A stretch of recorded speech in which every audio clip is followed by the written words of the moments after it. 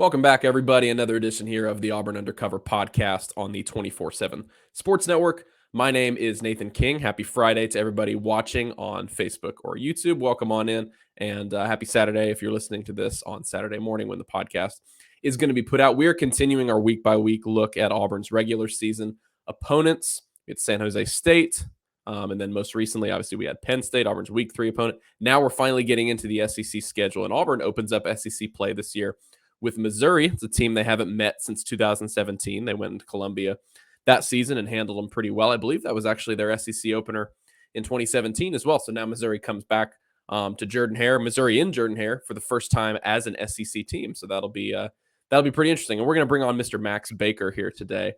He is our guest of honor to preview the Missouri Tigers. Max covers Missouri for St. Louis today, the St. Louis Post-Dispatch. Max, thanks so much for joining us today. We're going to talk about a couple Tiger teams that went 6-7 last year, both trying to improve things in 2022.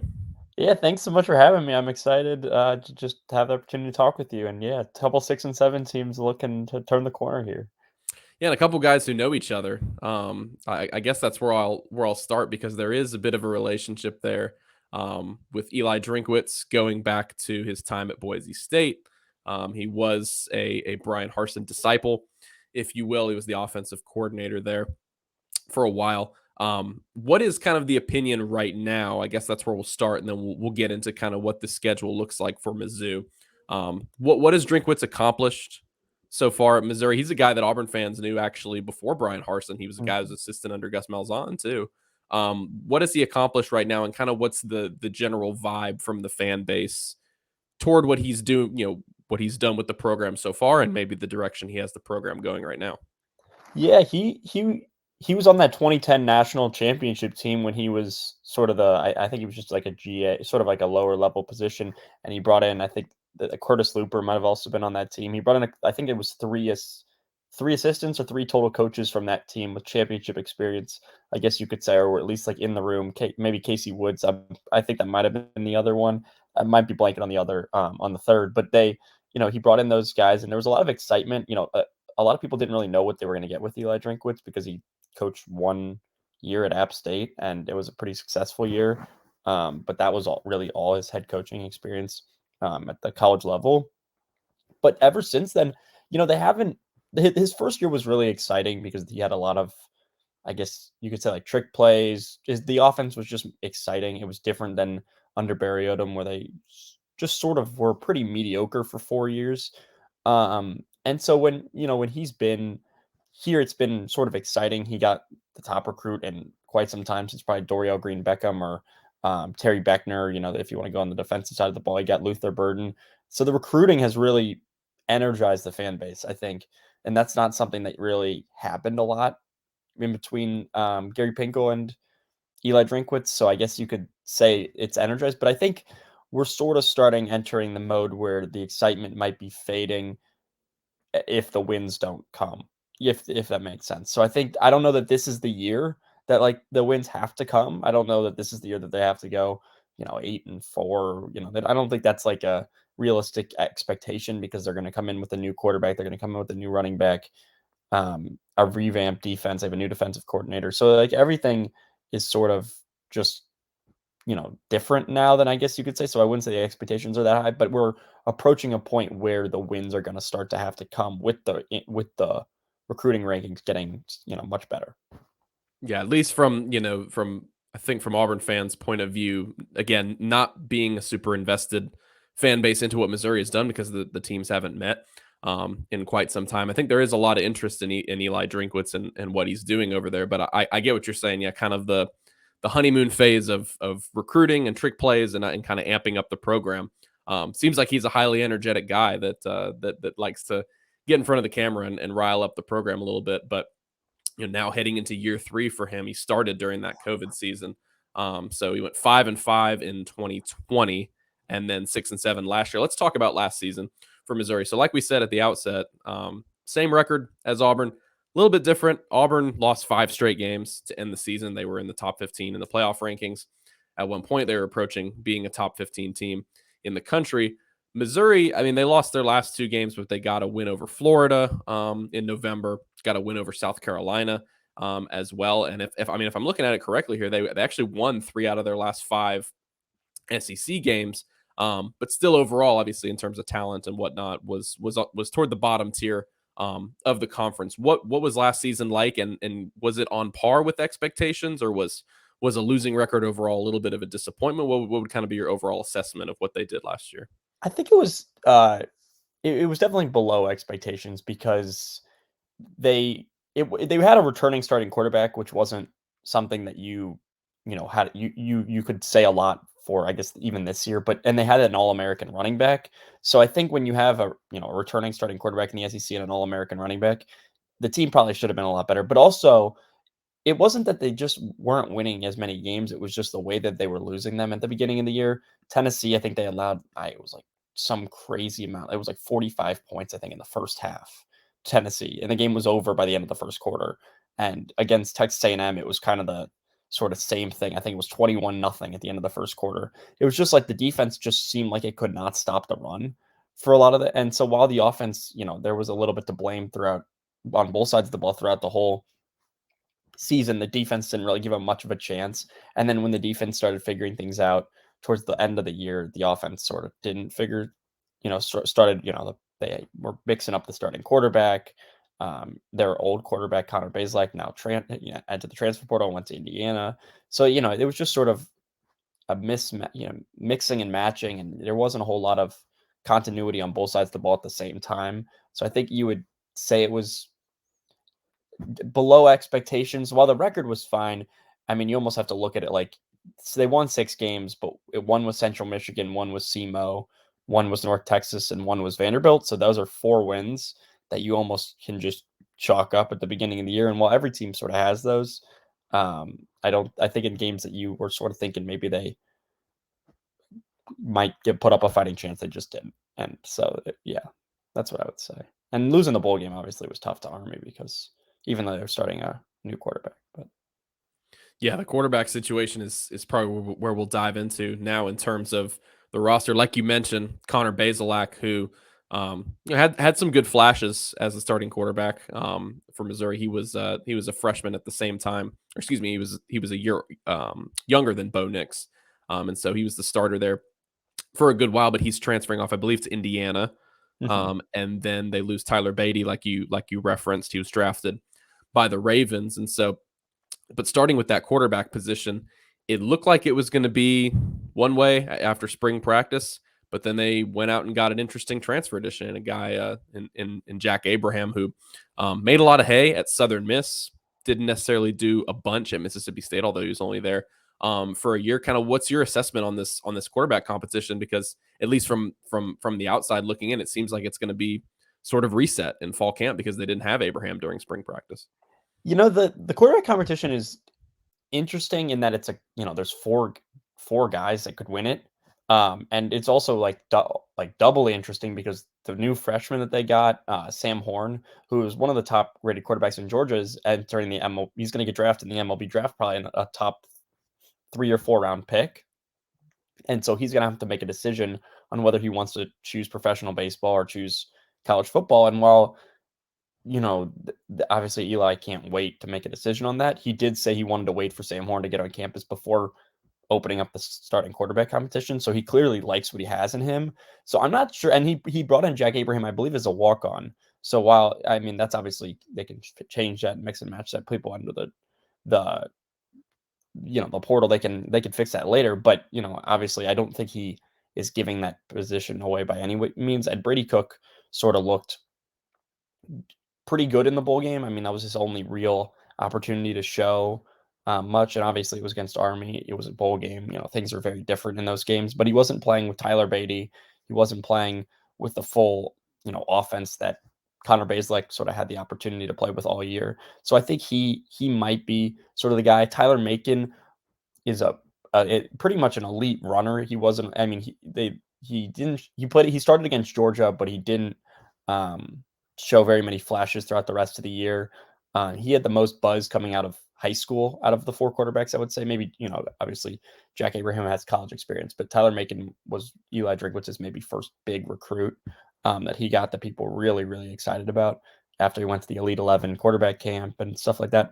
So I think I honestly, I'm not leaning towards one quarterback having the edge just because I haven't seen Jack Abraham in practice. I obviously saw what he did at Southern Miss, saw that he was at Mississippi State. Brady Cook looked, I thought, like the better of the two that were here last year. And then obviously, if Sam Horn is here for the long haul, maybe Eli just says, well, we're going to give this kid the reins for the next couple years and see what we can get. I mean, we're rebuilding anyways. So, I mean, that's where it stands right now. I wouldn't say that there's an edge to any of them at the moment just because it's so new. So it seems pretty wide open in terms It's of. super wide. It seems like it's super wide open, and honestly, probably a lot of it depends on the MLB draft even. Yeah. Because if Sam Horn's the guy that Eli wanted, he didn't recruit. I don't believe he recruited Brady Cook. He recruited Jack Abraham, but he said that was for to have a veteran quarterback because he wanted someone who had started a college game on the roster just to help him. So I don't even know if that was more to bring him in just for someone to help call plays or signal and mentor younger quarterbacks, or if that was to actually play. So yeah, there's a lot of different factors that might go in the next month, 2 months here. Yeah, it's good to get perspective from somebody on the ground, because I had read something when Abraham committed that said, he's got so much more experience than all these other guys. It seems like he's the natural fit to come in and be like Drinkwitz actually saw that. Really. Yeah, What did he you think mentioned about that in his opening press conference. He was like, I saw a headline that said Abraham was going to be the starter, and that's ridiculous or something. I don't know if he said it's Wow. ridiculous, but like he was like, that's not what's happening. And that's so he saw that. I think that same article that you saw. Perfect. So we both fell for it. Good for it. Well, I did. Well, he didn't fall for it, of course, is the difference. But yeah, I mean, I had assumed, actually he was a guy. Abraham has been playing for so long. Auburn hosted Southern Miss in 2018, and he was their starting quarterback then. And I think he was like a redshirt sophomore at the time. So he's been around for quite a while. I thought he would just be a natural bridge. Like you said, they've got a guy who's highly rated in Sam Horn between those two eras there. So it'll be interesting to see what happens. What else are they doing on offense this season? You kind of talked about how games got away pretty quickly from them against better opponents. Of course, they were able to get 6 wins on that schedule. What are they doing to improve the offense? Because Auburn is in a similar situation. They've got quarterbacks that have talent. They've got some interesting guys. They've got maybe a front runner in Zach Calzada from Texas A&M. But sort of the thought is, look, if everything else can't work around whomever wins the job, it's not really going to matter if you don't have an offensive line, if you don't have receivers that are going to be able to be playmakers. So what is Missouri's plan to work around whomever wins the starting job? Yeah, I mean, they went in and they dipped into the portal to get a running back after losing Tyler Beatty. I mean, nobody really thought Tyler Beatty was going to have the year he had last year, so they went in and got Nathaniel Pete from Stanford, who has college experience. I mean, that'll help sort of a younger quarterback because it's going to be a younger quarterback, unless it's Jack Abraham, who obviously was DK Metcalf's high school quarterback. So, and they were the same year, so he's that old. I mean, like I think they graduated in the same year. He's at his 7th year, I believe now. So, he'll have that. And, the wide receiver room is also young. They have Luther Burden, who's the number 1 receiver in the country. He's going to be a freshman. Honestly, the plan might be get him the ball as much as possible and just see what he can do. They have Mookie Cooper, the Ohio State transfer, who showed a little bit of flashes last year, but not anything spectacular. He was still sort of getting his feet wet after not playing for the last 2 years.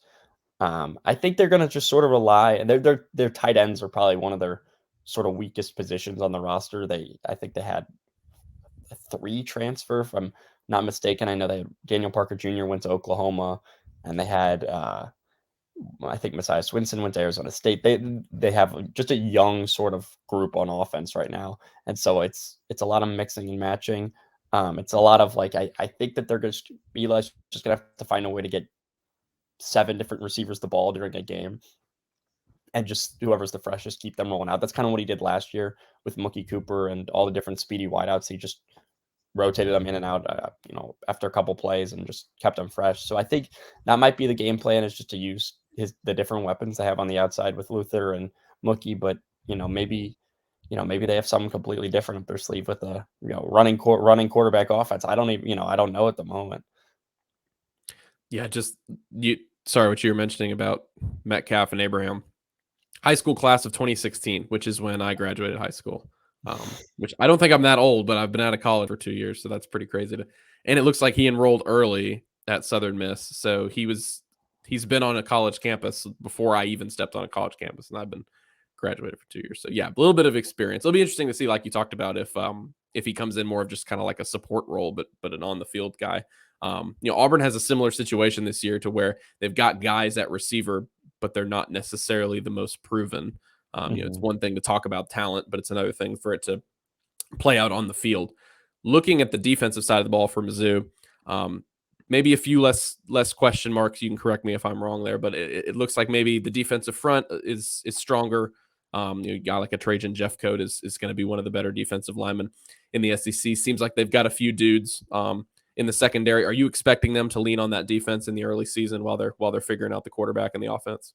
Yeah, I mean, it seems weird to say that they might lead on their defense just because of 5 games in the last season. I never would have expected them, or expected myself to say that, just because it was just like I think they fired their defensive line coach. I think it was like 4 or 5 games into the season. Wow. And he was a new hire into the season. So Auburn did that with their receivers coach. So yeah, it was almost like somebody had to go sort of move. yeah.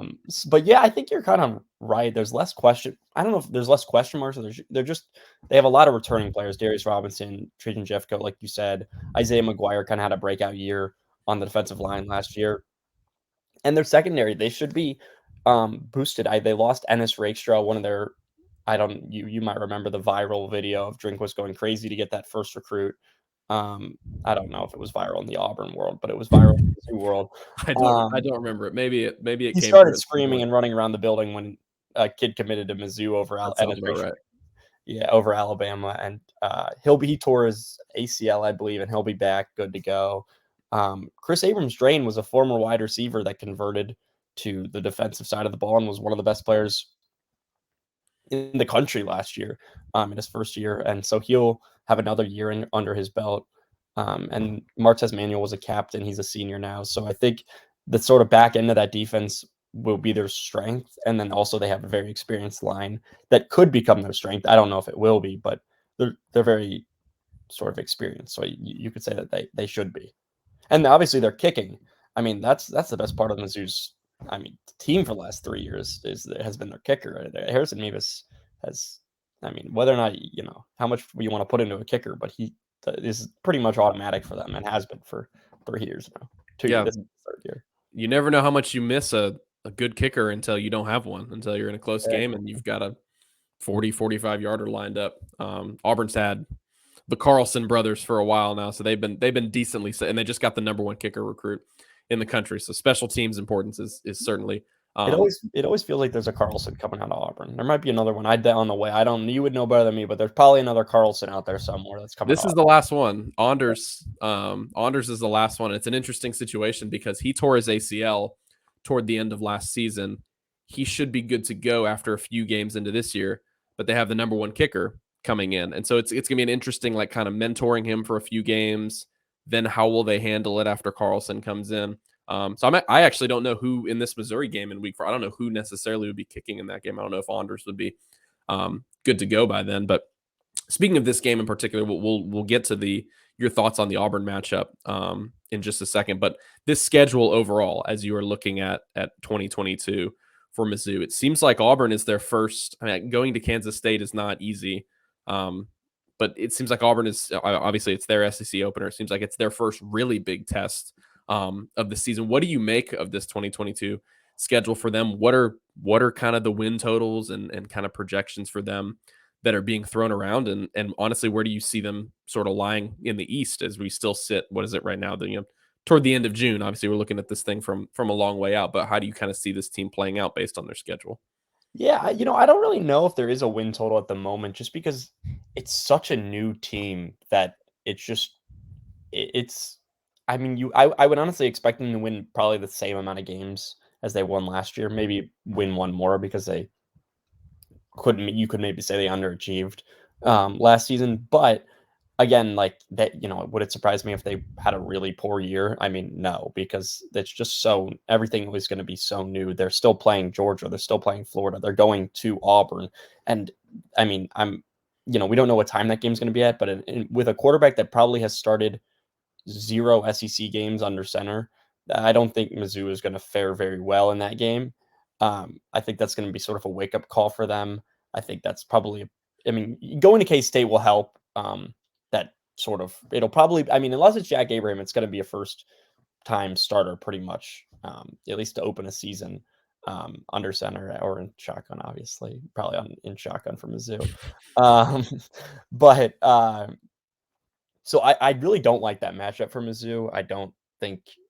I think there's just going to be a lot going on with, people are going to be talking about Eli's homecoming. They're going to be talking about, all the coaches that are coming down. They're going to talk about, maybe they'll even talk about the Bennett Durando, Adam Coble, and that play. There's a lot of storylines. I think we can make sure of that. Yeah. So I just don't like that matchup for Mizzou. It's being so early in the year. But win total wise, I don't know. I obviously see them beating Vanderbilt, New Mexico State, Louisiana Tech, and Abilene Christian. Those you can chalk up as 4 wins. And it's when you go to Tennessee and you go to South Carolina, it's always a tougher year than when you play them both at home, because Georgia and Florida, you're probably not going to win at home anyways. So they did last year. Florida, Mizzou's actually fared pretty well against Florida in the past, but you always know it's going to be tough, and going to Florida is tough.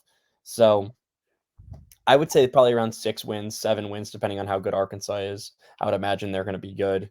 And that game, that sports weekend too is just insane. Off topic, but I think that's the same time as the USA England soccer game. It's just a crazy weekend too. So yeah, it'd be a nice. It's always a nice SEC warm up. That's the day before the Iron Bowl. It's the day before. And Mizzou decided this year they're adding.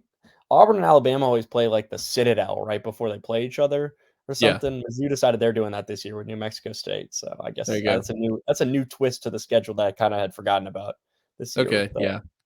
It's a nice warm up game traditionally. I remember growing up, both my parents went to Alabama, so I grew up going to Alabama games pretty often. They were playing Western Carolina one year, and it was like their starting left tackle in like the second quarter went down with an injury and was out for the Iron Bowl. So it's like it's always a great tune-up opportunity if you can avoid getting injured against a team that you're going to beat by 50. Yeah, looking here, those, like you said, Arkansas, I think that's huge. It's good for them that they get that at home. I feel like Vanderbilt might be a little feistier, but like that's one off the bye week. Like you have to have that one. Yeah. So Kentucky is probably Kentucky and Arkansas, as you look at the schedule right there, are sort of flex games where it seems like they might go either way and might be key for Missouri getting to a bowl game. Plus 3 out of your last 4 games there are at home, which is nice for Mizzou. You already touched on it, so I was going to end with talking about that matchup with Auburn, but you've already discussed it a good bit. Just I guess in the past or these past 2 seasons, what you've seen out of Drinkwitz when they've been able to go in a game where they're an underdog, which I don't think they'll be a significant underdog in this game, but like you said, they're not going to be expected to win this one. What has been the formula for them, even if they haven't won these types of games, in terms of competing, whether it's for the whole game, whether it's for a few quarters? What has been the formula for an Eli Drinkwitz team to go on the road as an underdog and compete and give themselves an opportunity to win this game? Because, like you said, it's in the early season, but at the same time, Auburn, bunch of question marks. We don't know how it's going to go the week before that against Penn State. We don't know if the quarterback situation is going to be solved, if it's going to be messy. So maybe Mizzou, this is a gettable opportunity if something's kind of spiraling out of control. But what independent from what Auburn does, from whatever happens with them in the early season, what do you think Mizzou has to do, as again we look at this thing super far out, to keep that one competitive and give themselves a chance? I think that they probably they have to keep the game close going into the fourth quarter would be my sort of thing. That's kind of been the biggest. When they've headed on the road, they really struggled against Mississippi State in Eli's first year. In the final game of the season, I'm trying to remember how many other road tests they had last year. They went to Georgia, but obviously nobody was beating Georgia in Georgia last year. Mizzou didn't really. They ran out of. They started Tyler Macon for the first time. He was a true freshman making his first start in Georgia, which was just tough. The other times they've been big underdogs on the road. I mean, Arkansas, they relied a lot on Tyler Beatty. They relied a lot on their ground game.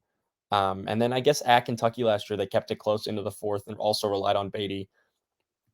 I think he led the team in both like receiving yards and rushing yards. So they've really relied on their ground game and not their younger quarterbacks.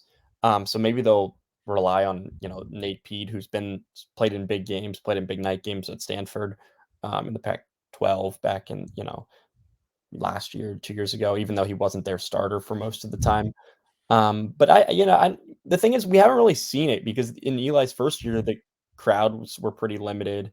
The only time I can even remember there being like somewhat of a hostile crowd in his first year was the Dan Mullen, Darth Vader game and they really didn't handle that well.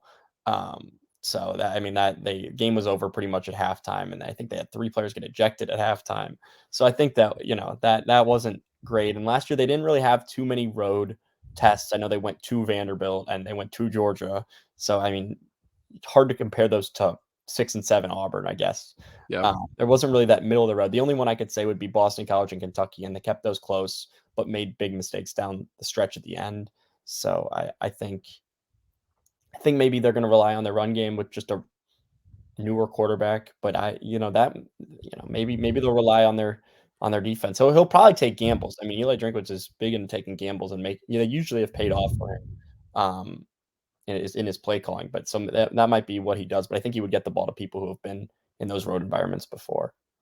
Yeah, and like you talked about, there will be plenty of storylines drummed up before this one. One of which will be the fact that Drinkwitz is going to want this one pretty badly. I mean, he's certainly going to be motivated to go in there and take down his old head coach at Auburn, and obviously on from a bigger perspective, start off Missouri with a win in its SEC schedule. So I'm excited for this one just because it's been a while. 2017, it seems like a really long time ago. Jarrett Stidham was Auburn's quarterback. It's Kerryon Johnson. Auburn went to the SEC championship game that season, so a little bit different of a scenario right now for their next time playing Missouri, and the first time they've ever hosted Mizzou as an SEC opponent inside Jordan-Hare Stadium. So thanks so much to Max for hopping on today. He's pinch hitting of sorts. I found out this week, we do not have a Missouri 24/7 site. So Max, again, writes for the St. Louis Post-Dispatch. You guys can follow him on Twitter at MaxBaker_15. Keep up with this stuff this summer as that game gets closer. And obviously we'll link back up with him when week 4 approaches and we finally get there to talk a little bit more. Once we'll be 3 weeks into the season, we'll definitely know a lot about these teams. So we'll retouch on those quarterback questions and all the questions we have about these teams. So should be a really exciting matchup. Thanks so much to Max. Again, go give him a follow. Appreciate you guys listening today. If you guys enjoyed it, please leave us a 5-star review. That's the number one thing that helps us out. The intro and outro music is by Beats by Mordecai. You guys can follow him on Twitter, SoundCloud, and Instagram. Until the next episode, everybody have a great weekend. We will talk to y'all soon.